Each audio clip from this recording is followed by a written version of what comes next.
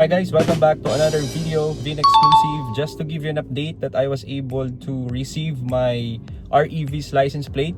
So meron na tayong plaka. Yeah, hey, is yung processing nila, and I would like to thank muna syempre si Ma'am Gladys, sila Miss Glory, Miss RV. Thank you so much. Bravo. But anyway, just to give you an update once again, so may ORCR na ako, may warranty booklet na din. Plaka okay na, so wala na akong problem. Ang aantayin ko na lang ay yung first year anniversary, which is yung first PMS nito, or 10,000 kilometers, so whichever comes first. So wala na akong free PMS, pero solid kasi yung customer service nila, after sales service, even yung sales team, talagang lahat yun nakukuhanan ko ng mga information, and nakakapag-reach out ako sa kanila kapag kailangan, and sobrang responsive nila sa mga bagay-bagay. Wala na rin akong dalang microphone ngayon since maganda yung insulation, cabin insulation nitong REV, wala naman akong masabi. So malinaw pa rin naman, and kahit may nagdadaan sa paligid ko, hindi naman siya dinig masyado dito sa loob. And sagutin ko rin yung mga questions dun sa previous video natin about dito kay REV.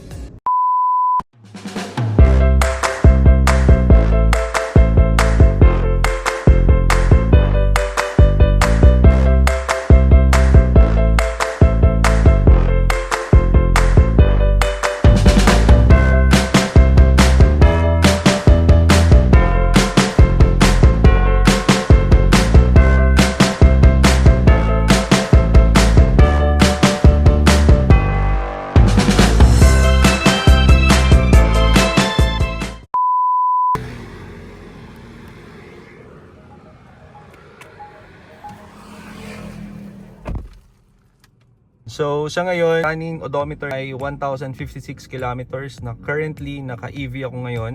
86% ang battery. Yung 409 kilometers na gas range pa natin, hindi pa ako nagpapagasolina since then. Yung last paggasolina ko ay full tank pa nung November 10. So up to now hindi pa rin ako nagpapagasolina. So sobrang sulit. And then nga pala sa next video, pakita ko kung paano natin mapapagana si self-charging. Pag tinapakan natin si gas ng mga 5 to 10 seconds, mag-activate yung engine to charge naman yung battery. Para yung hindi tayo napapanisan din ng gasolina. Yun din minsan ginagawa ko sa bahay kahit na gabi. Para mapainit din yung makina, para umaandar, para mabawasan lang tong gasolina na to. So ginagamit ko siya pang charge nitong battery. Boy Bagal 6310, kamusta yung electric bill niyo, sir? Okay pa din ba?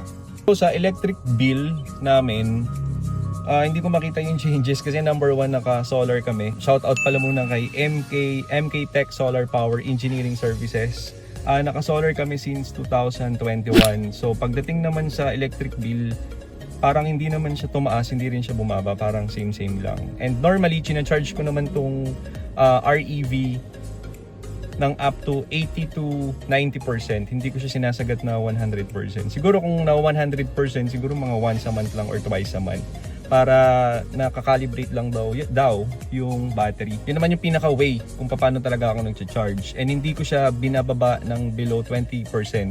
Normally, chine-charge ko siya ng mga 26, basta 30 to 80%, mga ganong timeline. Question naman ni Edgar sa Pico 2855.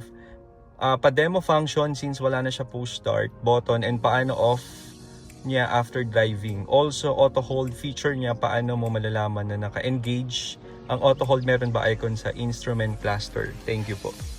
Ayun, so demo lang natin quick since wala nga namang push start button. Paano nga ba talaga aandar si REV? So technically speaking, press natin si brake ng mga 2 to 3 seconds, mag-activate naman Laman mo naman kapag ka nag-start na. So press natin ngayon ng mga 3 seconds. 1, 2, 3. So activated na siya agad. So mabilis naman mo malalaman dahil syempre naka-on na yung ating instrument cluster at saka itong ating infotainment system. Now pagka papatayin natin si REV, halimbawa dumating tayo sa destination, medyo okay na. We have so many ways. I think we have 2. Number 1 is to pagtapos natin mag-drive, lagay mo lang sa park, labas ka na, lock mo na siya using your key fob, and then mamamatay na si makina, electric motor, o kung ano man yung tinatawag natin. Or option 2, pwede rin naman dito. Yan. We have power off. Press mo lang to, power off, and then confirm. So yun, nakapatay na si REV. Kung paano nag-work si auto hold. Punta tayo dito sa infotainment system, tapos may auto hold dito, may EPB, HEV, etc. Press lang natin si auto hold. Yan. Tapos lalagay dito ngayon si auto hold active. Okay? So lakad tayo ng very few meters lang. So ayan, tumatakbo na tayo ngayon. 1, 4, 5 kilometers, 6 kilometers. Ayan. Naka-off pala si HUD ko, yung HUD. Tapos halimbawa, stop tayo. Full stop, no? Traffic eh. Or nasa stoplight. Makikita natin yung icon dito. Ayan. Ibig sabihin, naka-active si auto hold ngayon. Tapos kung mapapansin nyo, hindi na rin ako nakatapak sa paa ko. Ayan. Para mag-disengage or para mag-move forward, again, press lang natin si move forward na pedal. Hindi ko masabing ano eh, gas eh. Kasi tayo naka-gas eh. Naka-electric tayo ngayon eh. Yun. So, press na natin. Let's see. Ayun. So, press lang. Kahit pitik-pitik lang kaya naman. Tapos, stop ulit. Active ulit. Ayan. Makikita nyo naman yung icon. Color green na letter A. Auto hold. Ayun. So, madali naman siyang gamitin. And then, para i-disengage, punta ka lang ulit dito sa infotainment system. Auto hold, ayan.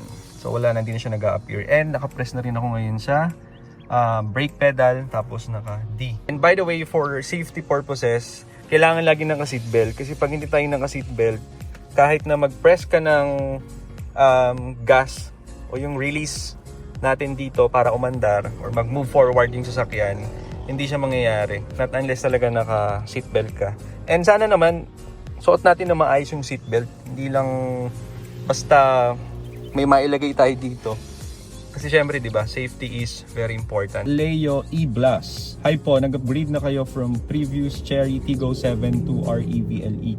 Yes sir, I decided to upgrade na nung November lang. So this one is way better. And wala akong regret dun sa 7 Pro ko. Sobrang okay yung performance, yung safety features niya, yung technology features and everything.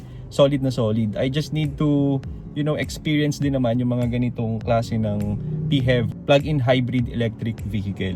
So ito yung pag-control dun sa aircon while driving, or need nakahinto kasi delikado mag-navigate ng screen while driving. So again, parang pinakita ko na rin to sa previous video na ang ginagawa ko, hindi na ako nag-a-adjust dito kapag nagda-drive ako para lang ma-set ko yung aircon o yung level ng fan. Nag-voice command na lang ako kasi very responsive naman si voice command. Kahit na nagda-drive ka or kahit mabilis ka, nadidinig naman niya agad eh. So yun na yung ginagawa ko. Halimbawa, hello Cherry, You can tell me. please change the aircon temperature to 18 degrees. Okay. Ayan, nagbago naman siya from 22 to 18. So madali naman siyang i-adjust. So far, so good. Aabot ba sa third row yung lamig kahit 6 o 7 kayo nakasakay? Abot naman, pero mainit pa din. However, kailangan nating lakasan yung fan ng aircon para lang umabot sa pinaka third row. Yung kahit na ventilation, pero yung iba sinasuggest na bumili ng fan, yung sinasaksak sa USB, saksak sa likod para additional hangin. Kan mo babaklasin yung plastic sa seats after 5 years? Hook Balahap 019. I don't have any plans to remove this for now, but yung iba kasi tinanggal ko na siya dito sa front, passenger, sa rear, sa third row. Yung sa akin hindi ko tinatanggal muna kasi lagi kong inupuan. So parang lapitin kasi siya ng alikabok pagka walang plastic. Yun. Ayun lang so far. Sinagot ko lang yung mga questions, nag-update. So I'm so happy kasi meron na akong ORCR. May plaka na warranty booklet kasi hindi nila nabigay last year. So ngayon lang nila nabigay. Very thankful to Cherry Marilao, Cherry Auto Philippines. Kay Ma'am Gladys, ayan, simula 2021 ng June na nakausap kami hanggang mag-purchase ng 7 Pro, mag-purchase ng REV. Sobrang helpful hanggang ngayon. Grabe, very consistent. So thank you so much. And I'm so happy to own this kind of car. Very reliable, very matipid, very mabilis, tsaka very tahimik. So yun lang muna ang video natin for today. I hope na may nakuha kayong something. Maraming salamat, magkita-kita tayo sa susunod kong vlog, and I hope na nag-enjoy po kayo. Don't forget to subscribe on my YouTube channel para kahit walang kwenta ang araw nyo, ma-feel nyo pa rin na exclusive kayo. Ngayon ko lang siya ulit sinabi. But anyway, thank you, have a good day, stay safe everyone, safe ride.